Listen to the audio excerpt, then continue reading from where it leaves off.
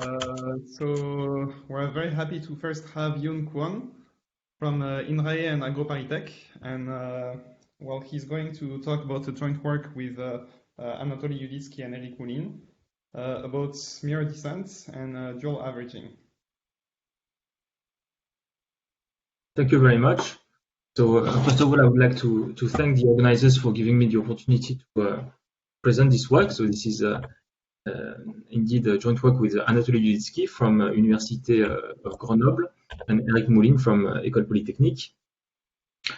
So I would like to give a brief summary. I will start by recalling the definitions of mirror descent and dual averaging, which are optimization algorithms that extend gradient descent. And I will try to also to give an informal comparison of the behavior of the two algorithms.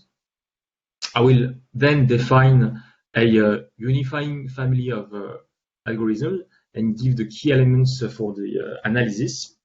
So this constitutes the first part of the talk, which is essentially a mathematical unification. And then I will introduce a new algorithm so that belongs to the new family, and thus that enjoys all the guarantees that we establish for the whole family. And so this gold algorithms, it's defined with the aim of somehow combining the advantages of mirror descent and dual averaging. And I will present numerical experiments which demonstrate interesting behavior in practice. And eventually, if time allows, I will quickly mention how these new algorithms can be adapted for solving variational inequalities.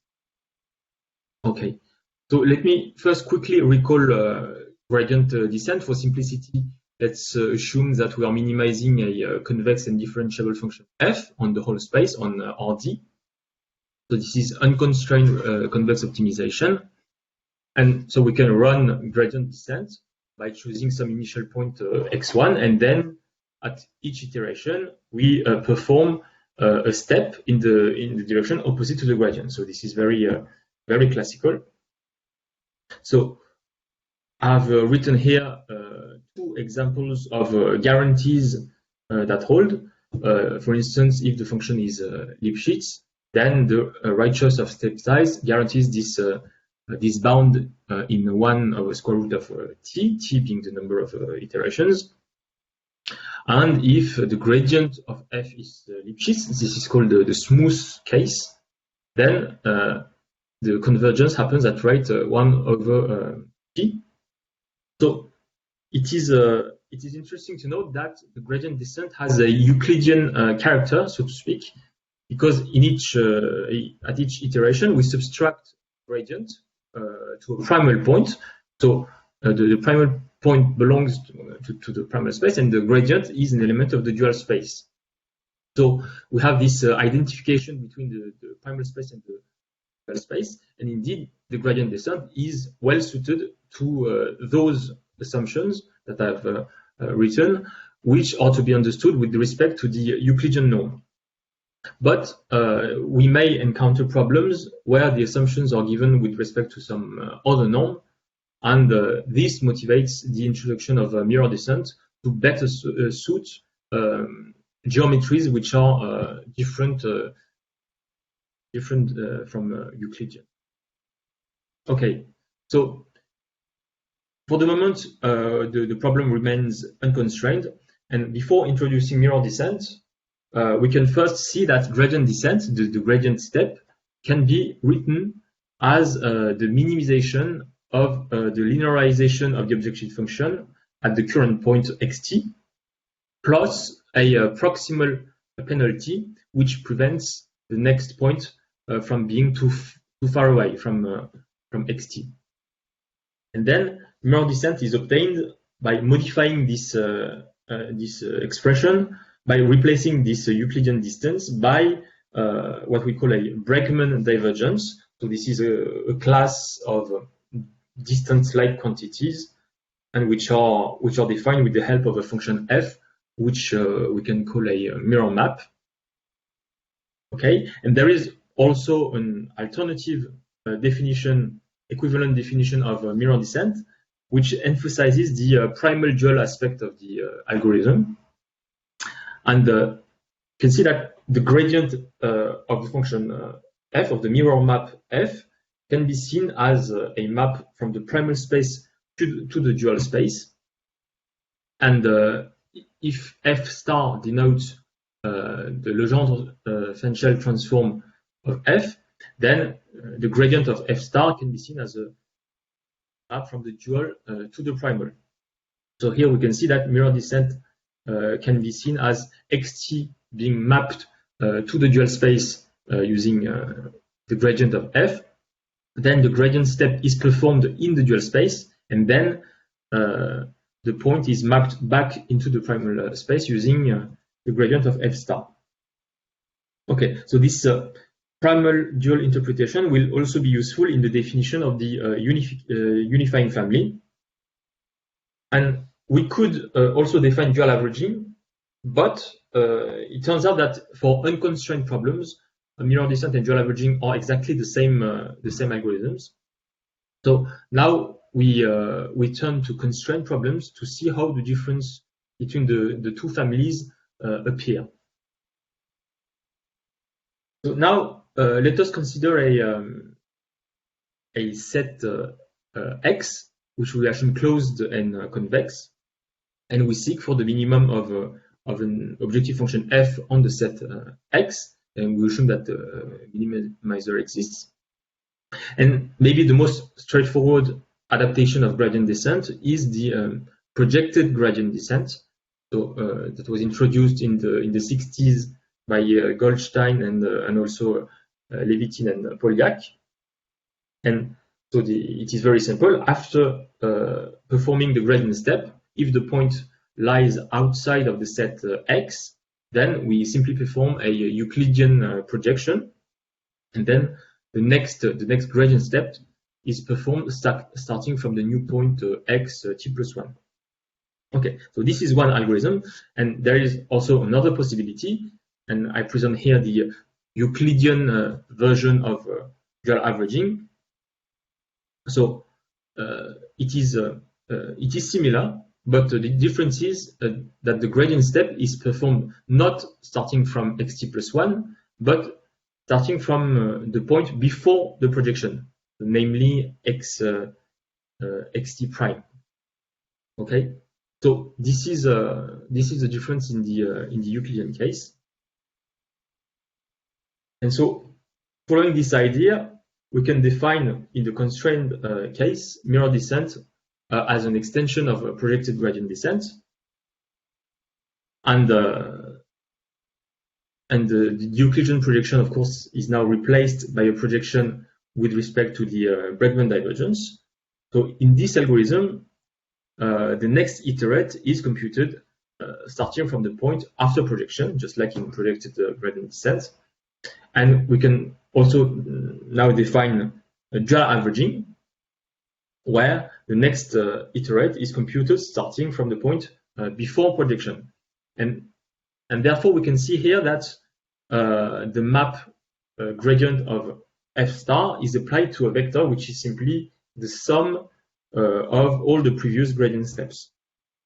And then, of course, there is still this Bregman projection. And like in mirror descent, there is this two-step operation involved, which is the gradient of f star followed by a Bregman projection.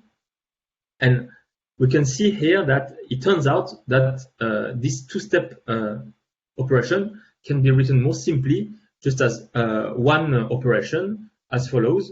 It is just the gradient of h star, where h star, where h is defined just as f plus the convex indicator of the set x, so the convex indicator being equal to 0 on the set and plus infinity elsewhere. So this is easy to prove. And from now on, we are going to work with such functions f, which we call regularizer, and which need much less assumptions. And as a matter of fact, dual averaging can mean, it is usually defined directly using regularizers, but I introduced them with mirror maps here just for the sake of making the parallel between the two families.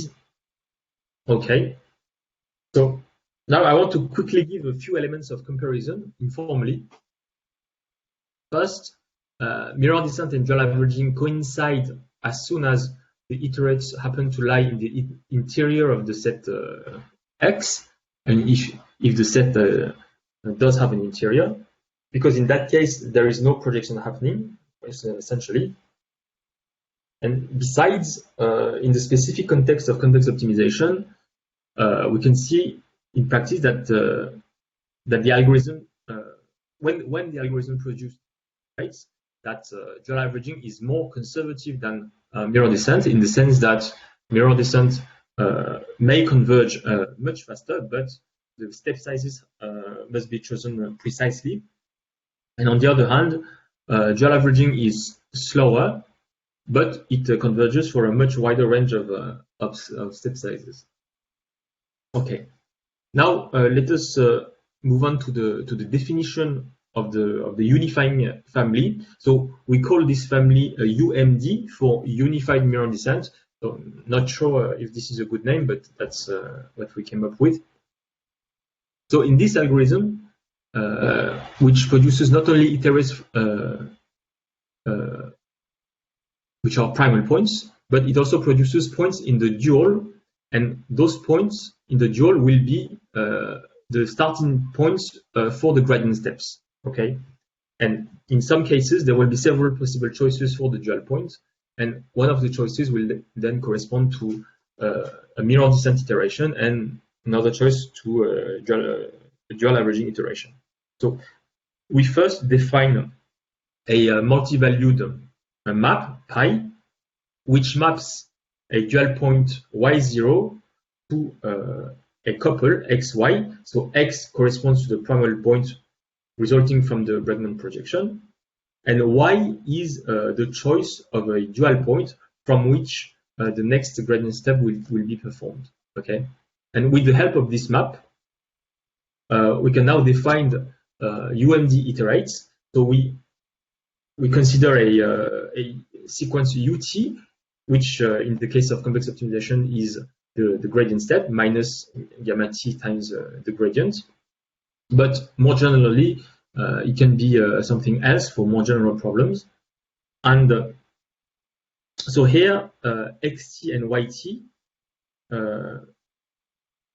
and xt plus 1 and yt plus 1 are result from applying the map to yt plus ut. So yt plus ut is the point, the dual point after the projection, and yt plus 1 will be the starting point for the next gradient step in the dual. And for this point yt plus 1, there may be several possible choices, but we can see that there is this variational condition in the definition of the map pi, and which is going to somehow link yt plus ut and yt plus 1. And so we can see in the diagram that we go from the primal to the dual using the sub differential of h, and we come back using the gradient of h star. Okay, so I totally agree that this is a very abstract definition, but there is at least two positive things about it. First, it is easy to check that mirror descent and dual averaging are special cases, and secondly, the general analysis of the algorithm is very simple.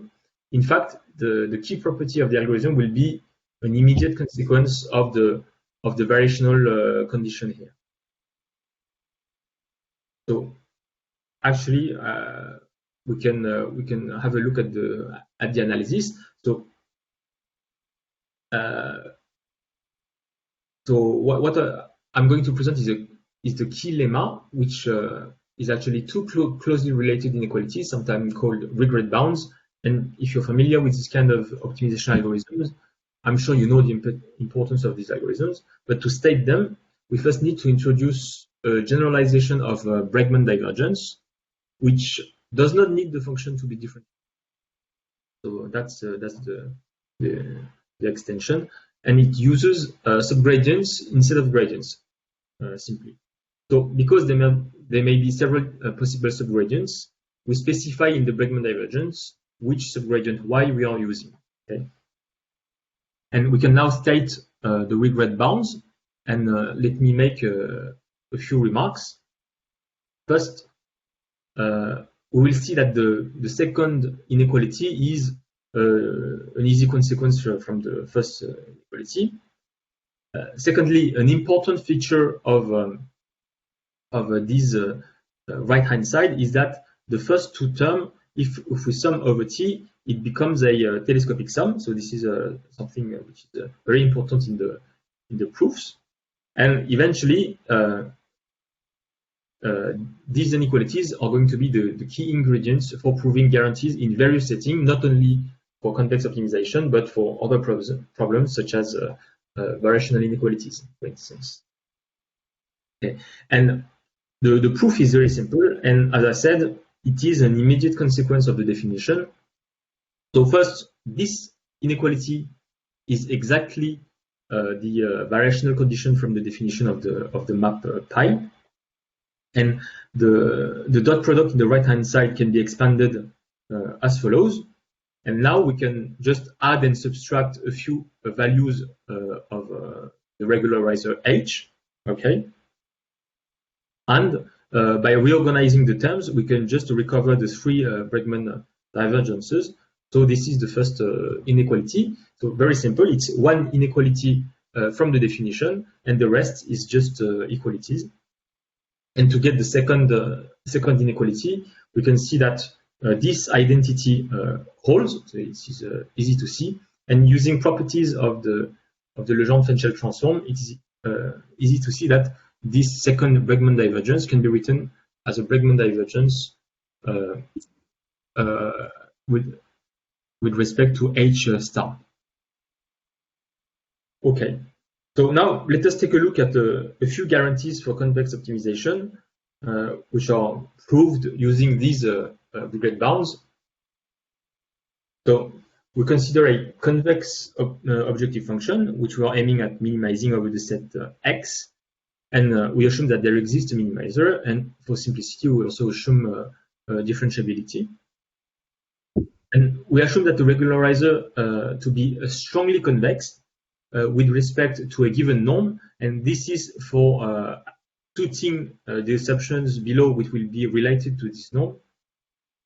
And we consider UMD iterates associated with this regularizer and the gradient steps. And then in the Lipschitz setting, where Lipschitz continuity is with respect to the given norm, then the right choice of step size guarantees this 1 over square root of t bound as we expect. And also in the smooth case, when the gradient f is Lipschitz, then and Lipschitz with respect to the dual norm in the dual space and to the given norm in the primal space, then this 1 over t bound holds. Okay, now I would also like to showcase how UMD iterations can be used as a building block for other derived algorithms. And in 2018, Nazin proposed a version of mirror descent with some added momentum, and which guarantees the classical bound for the Lipschitz problem, but for the last iterate instead of the average. And here we can see that using UMD iterates and adding the same momentum also yields the same guarantee for the last iterate. And it is well known regarding the smooth problem. It is well known that Nesterov acceleration for gradient descent first and then for the averaging and mirror descent allows a convergence of rate at rate 1 over square root of 1 over t squared, sorry.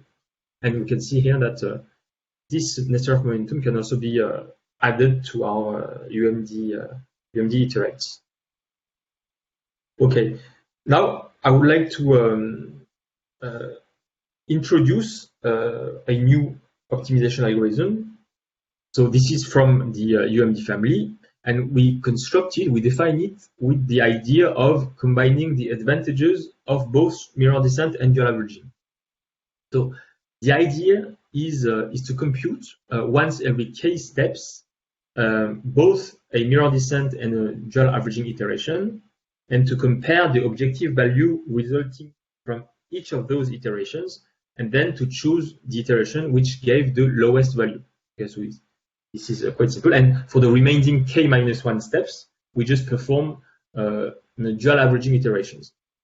So this is a simple, quite simple idea, but we will see that it gives interesting results in practice. And by the way, it is easy to see that it belongs to the UMD family of iterates, because at each step, this algorithm performs either a mirror descent or a dual averaging iteration, which are both allowed UMD iterations, of course. And we also define a variant, okay, a variant which, for the comparison, looks ahead for tau iterations instead of just one. So every k iterations, the algorithm compares the objective value resulting from the following scenarios. So the first scenario is one mirror descent iteration followed by tau -1 iterations, or just tau dual averaging iterations. So that was the second scenario. And then the algorithm retains the scenario which gave the lowest objective value. And now let us see what kind of behavior these algorithms have in practice. So here we consider a constrained least square linear regression problem, and we compare the 1 gold and 5 gold algorithms to mirror descent and dual averaging. So 1 gold means that we make the comparison at each step, and 5 gold means that we make the comparison every 5 steps. And we compare the behavior for 6 different values for the step size. So we here only consider constant step sizes. And for the lower value, we can see that all algorithms converge. And I mean for lower values than those presented here, all algorithms converge, but slowly. And first, we can see that dual averaging, so it is plotted in orange, always converges, but very slowly. So this is a sublinear convergence. And this is what we mean when we say that dual averaging is conservative. And we can also see that mirror descent is very sensitive to the choice of the step size, because it is plotted in blue. It has a linear convergence for the first value of gamma, and it does not converge for all the other values. Okay, and regarding the gold algorithms, we see that they always achieve linear convergence, and the convergence is similar to mirror descent for the first value of gamma, and for the other values, the convergence is much better than mirror descent and dual averaging. And this quick linear convergence still happens even for very high values of gamma. The highest value that we consider here is 10 to the 40. So the robustness to the choice of gamma is extremely high. Now, let us also take a look at another problem, which is constrained logistic regression. So here the behavior is, there is something a bit different. So here we compare the 20 gold algorithm and the 20-7, meaning that every 20 steps it looks ahead for 7 steps. And we compare them to mirror descent and dual averaging, of course. So for the smallest value of gamma that we consider, the gold algorithms achieve the same fast linear convergence as mirror descent. And we see that for higher values, mirror descent in blue does not converge anymore. And for the second value of gamma, the gold algorithms achieve a linear convergence, which is much better than both mirror descent and dual averaging. So this is interesting.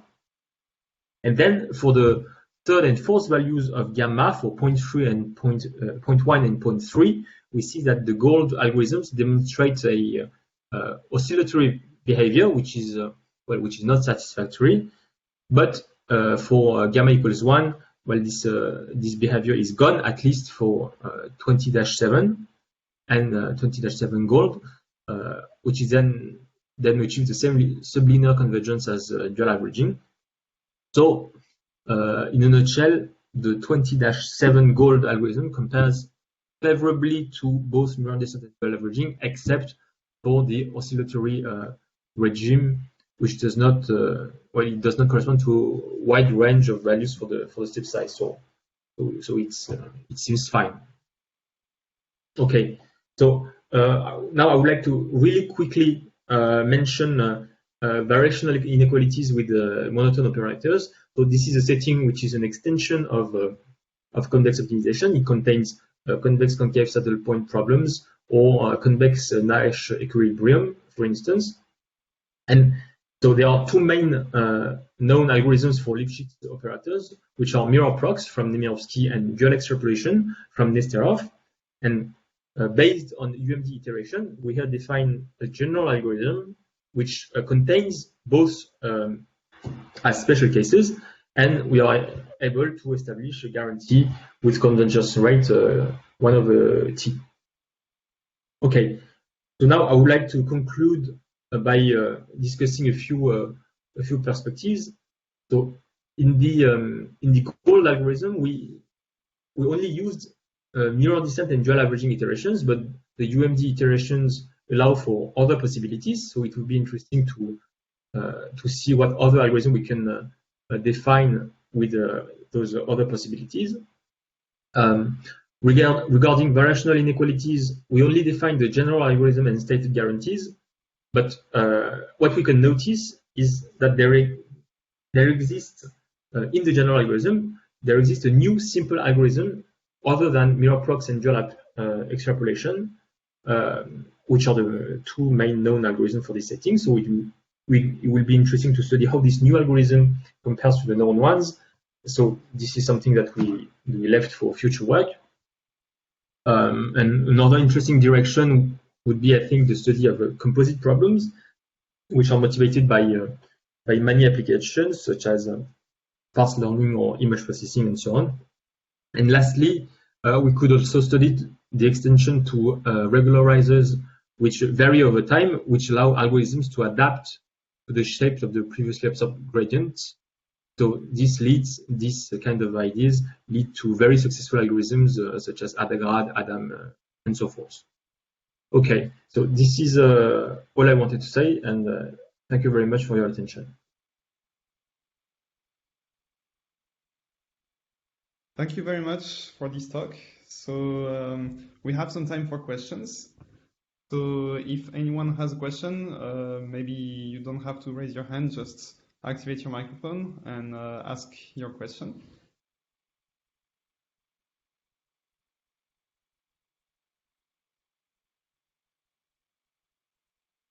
So in the meantime, I'm going to ask probably a very silly question.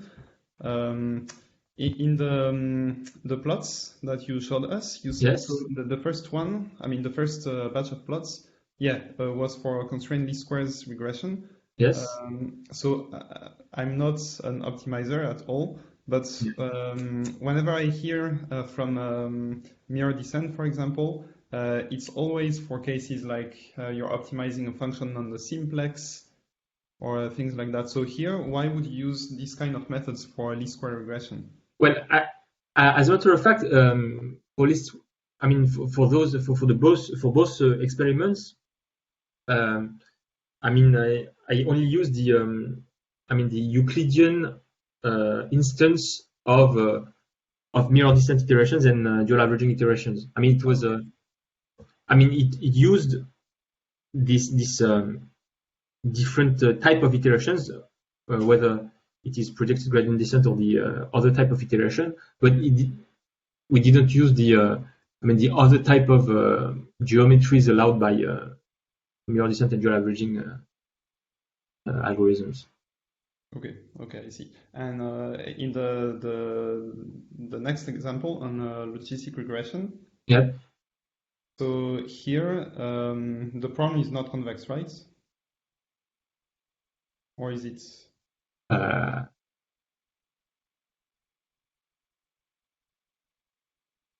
No, So I mean, but how can you explain those? I mean, the plots are weird, right? Because I mean, on the when you take larger step size like 0.1 or 0.3 or even larger, why do you have these variations? I mean, it But doesn't seem it seems to have quite an erratic yes, behavior. yeah, but, well, it does, but actually, it's not. I mean, the problem is not about convexity not being satisfied. It's just because the guarantees that we have for those algorithms, they hold for a precise choice of a step size. And if we use much larger step sizes, I mean, if the step size is too small, it's just that the convergence is slow. But if you choose, I mean, large step sizes, I mean, no one knows what can happen, because you really overshoot you may Yes. totally overshoot the minimizer you are trying to reach. So I mean, Yes. we encounter, I mean, strange behavior because we are trying very high values for the step size. Okay, so you think, I mean, this is the only reason. But at the same time, the dual averaging does seem to converge for any step size. Yes, that's the conservative character of dual averaging. It converges slowly, but it But converges. okay, because you said that it does converge for a wider range of Yes, step sizes, but here it seems to converge for very large, very wide. yes, indeed. Okay. Okay, thank you. So I have a question. It's Jawad. Hi. Oh, Hi. Jawad, hi. yeah, hi.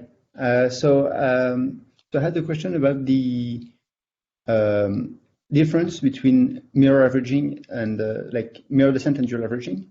And here, like in your talk, you're most talking about the optimization of a fixed function, right? Not the stochastic or the online optimization, right? But so if you do like, I think that there is one difference, which is that. So basically, the difference, so it's mostly different if your optimum is not inside, because if the optimum is inside, then they will end up. If it's inside, then they will end up being the same, right? Yes, yeah, that's right. If your set X has an interior, and if the minimizer lies in the interior of the set, of course they will end up. Your iterates will end up being in the interior of your set, and the dual averaging and mirror descent iterations will end up being the same. And indeed, it does make a real difference when the minimizer is on the boundary of your set. Right. That's right. And so now, when the minimizer is on the boundary, so especially like I'm thinking about the stochastic case. So like the difference is now that dual averaging will keep the information about the past accumulated gradients, whereas mirror descent will forget this information. Like you just keep information about the projection. Yes. And so, yeah. And so then I'm aware of. I mean, only informally, I know that there is a paper by Francis Bach and Nicolas Flammarion in 2007 for composite problems, and they work in the stochastic setting, and indeed they found out that dual averaging is much better at averaging the stochastic estimates that you have. That's a work I'm aware of, which talks about this phenomenon. And intuitively, like in a way, like you think that if you're doing like mirror descent, if you add some noisy gradient, it will can have a big effect. Whereas maybe this explains also like why you have this plot, like because like if you're doing dual averaging, even if you have a noisy gradient, it will do a noisy update, but very far away from the domain. Yep. That's and right. When you project, it end up being a much more like perturbation. That's right.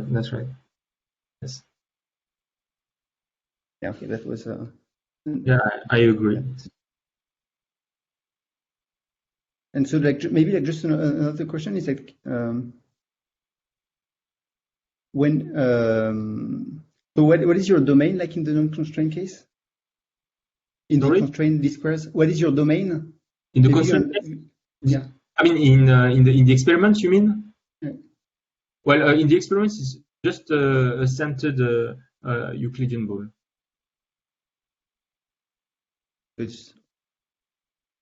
And I mean, we managed to choose the radius so that the laser ends up effectively on the boundary. Okay, exactly on the boundary. Okay. And so so all of these examples, it's exactly in the boundary, not outside of the optimizer is. The minimizer is no, not exactly. No, the minimizer of the constraint problem ends up in the. Okay. Thank you. Thanks. Thank you. All right, thank you very much. So thank you for this talk. And